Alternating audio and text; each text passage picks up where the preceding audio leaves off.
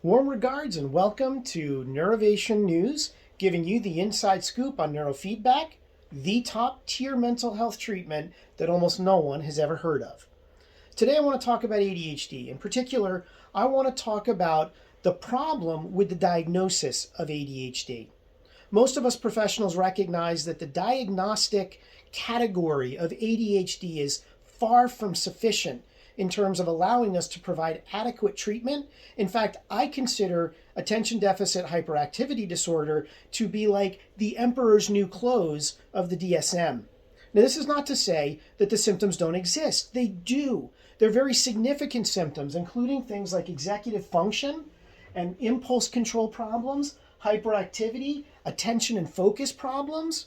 I'm not in denial that any of these things are having a very significant impact on people's lives. What I'm saying is that the problem by pulling all of these together into a single diagnosis is that it does not allow us adequately to differentiate the origin and the source of where each of these problems is in the brain. Let me demonstrate.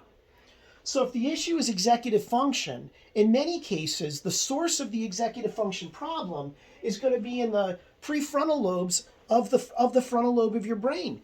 If it has to do with impulse control, more often than not, we're looking at frontal lobes, but medial or lateralized areas of the brain that are being affected. When I'm looking at attention and a focus problem, these are typically the attentional network is being disrupted, and it can happen in a number of places. Oftentimes, the anterior cingulate or the temporal poles or other things that might be a derivative of executive function or impulse control problems. And then when we get to hyperactivity, could be the motor strip being hyperactivated, or again, a sub-problem that's emanating out of frontal lobe functioning. Now, I know this looks like a big old Gordian knot tied yarn all over the place here.